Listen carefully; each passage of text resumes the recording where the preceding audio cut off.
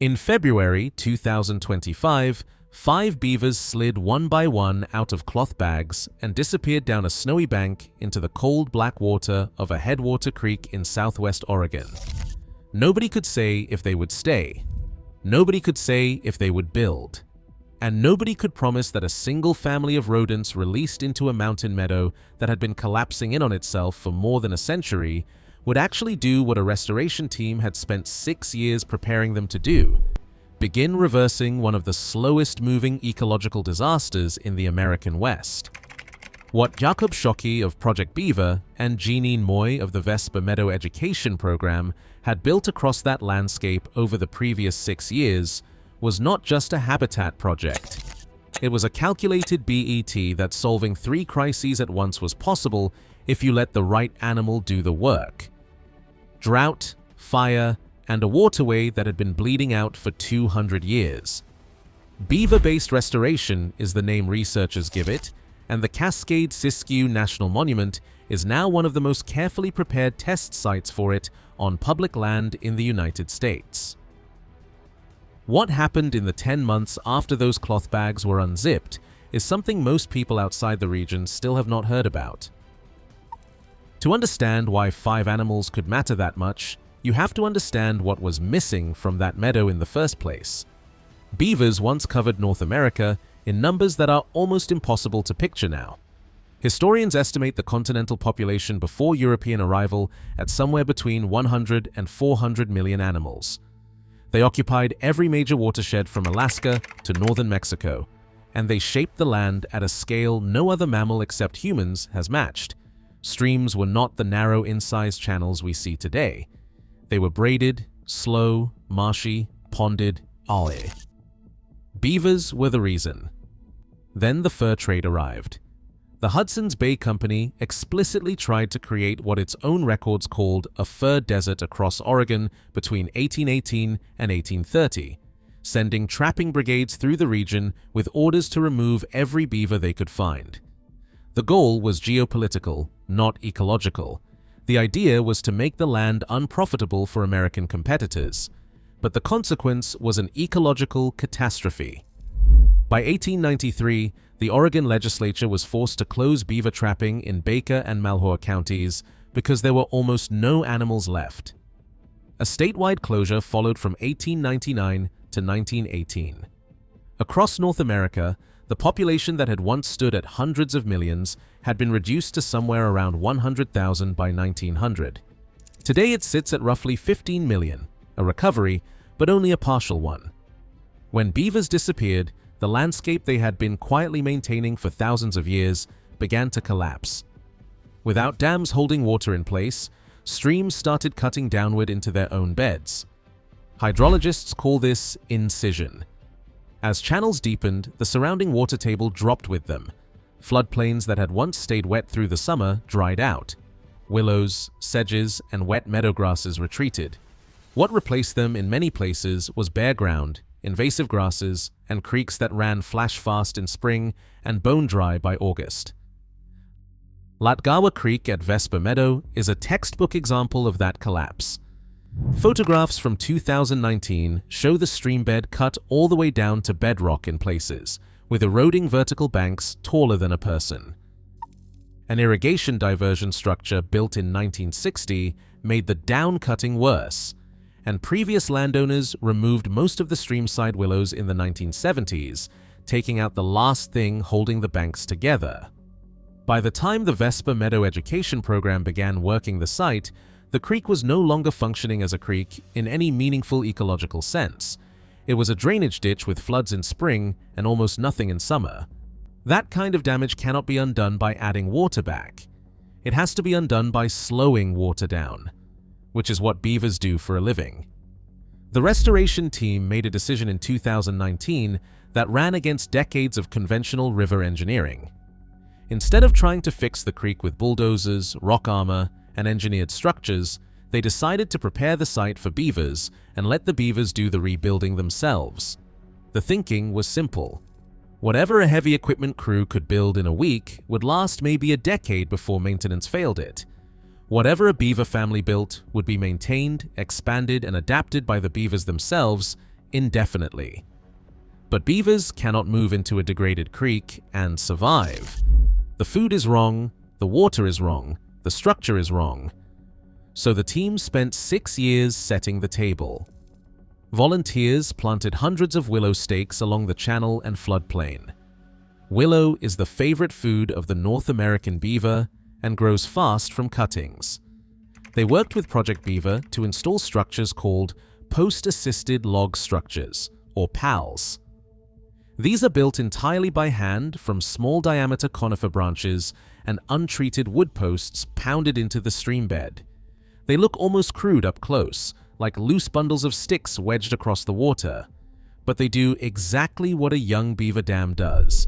They slow the flow. They catch sediment. They raise the bed of the channel back up toward the floodplain. Phase 1 was completed in October 2022, with 20 of these structures in place at Meadow. Phase 2 extended through 2023 to 2025 across both private and federal land in the monument. Jakob Schocke, the executive director of Project Beaver, has described what his team does as packing the wound. The phrase is accurate. The waterways across the American West have collapsed into gashes in the landscape. Every PALS is a stitch. Pack enough of them in the right places, slow the force of the water enough, and beavers can move in and take over the work.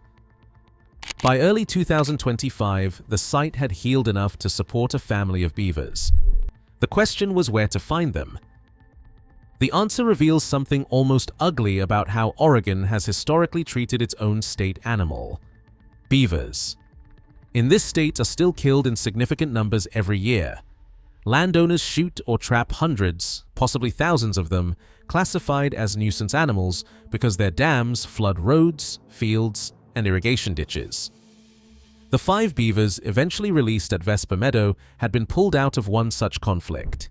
They had built a colony in a ditch in the Gold Hill Irrigation District and were facing removal.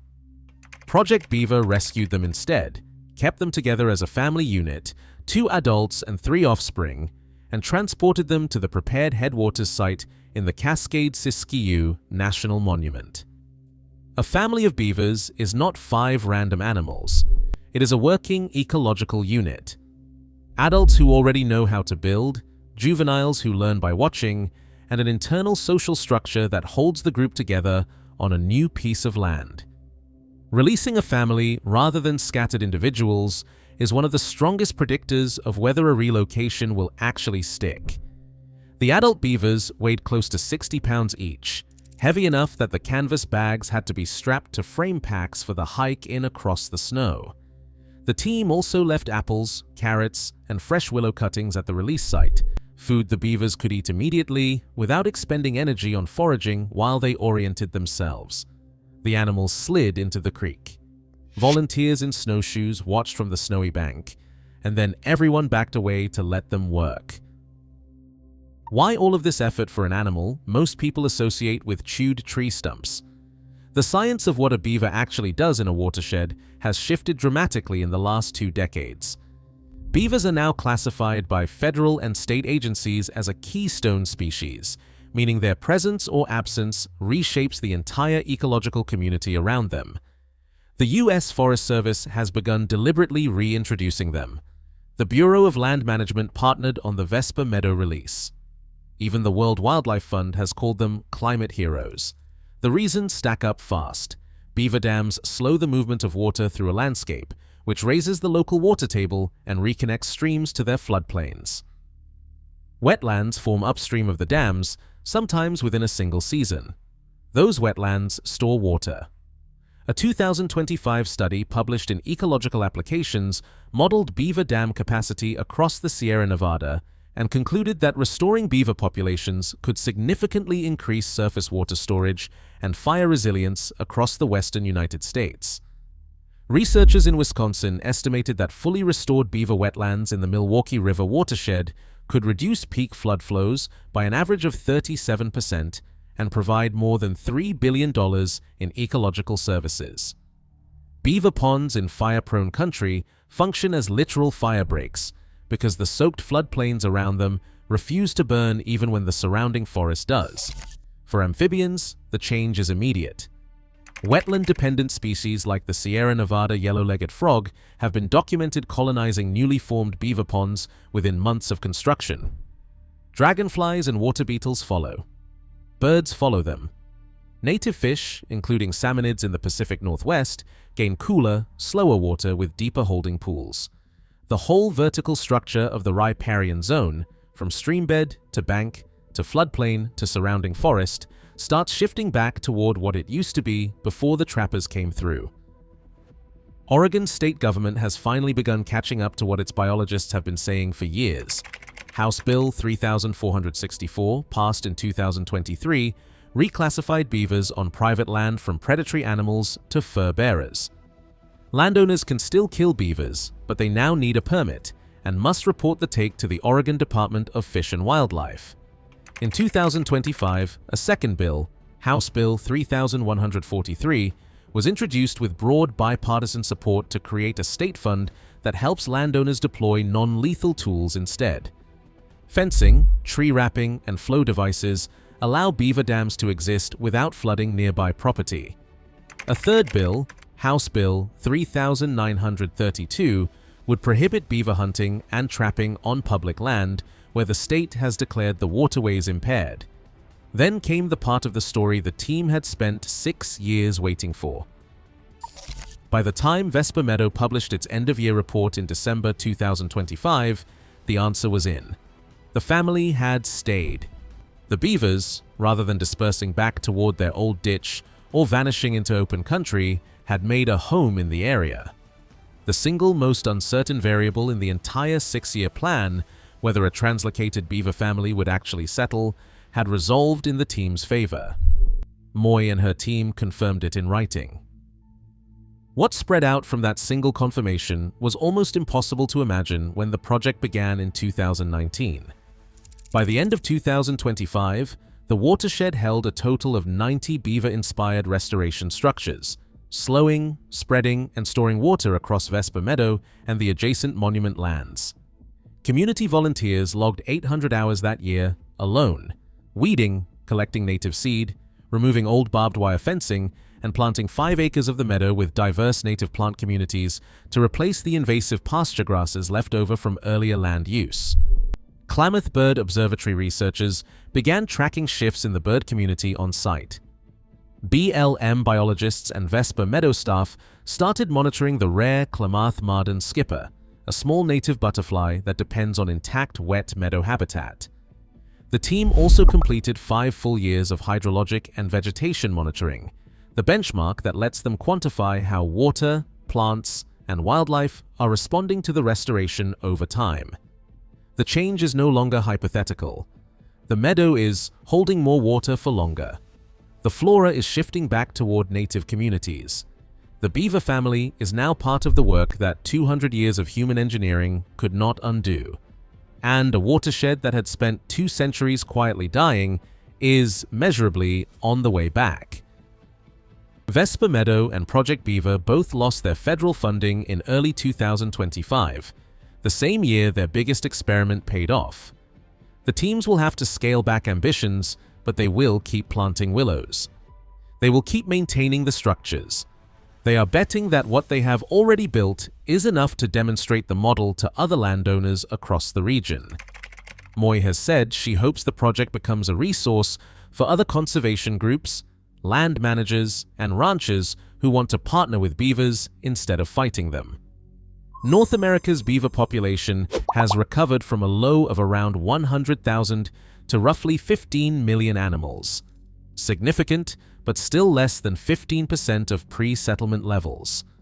The continent's waterways reflect that gap. Streams remain incised, water tables remain low, wet meadows continue to dry out. But what one rescued family of beavers proved in 2025, alongside the hundreds of willows planted, the 90 hand-built structures across 6 years, and the legislation moving through Salem, is that the model works. 5 animals, given 6 years of preparation and a piece of land that finally looked like home, did exactly what their ancestors had been doing across this continent for hundreds of thousands of years. They stayed, They built, they brought a meadow back, and they did it for free. If you want to follow what happens next, as beaver-based restoration spreads across the western United States, subscribe. Share this with someone who still thinks the West's water crisis is too big for one rodent to touch.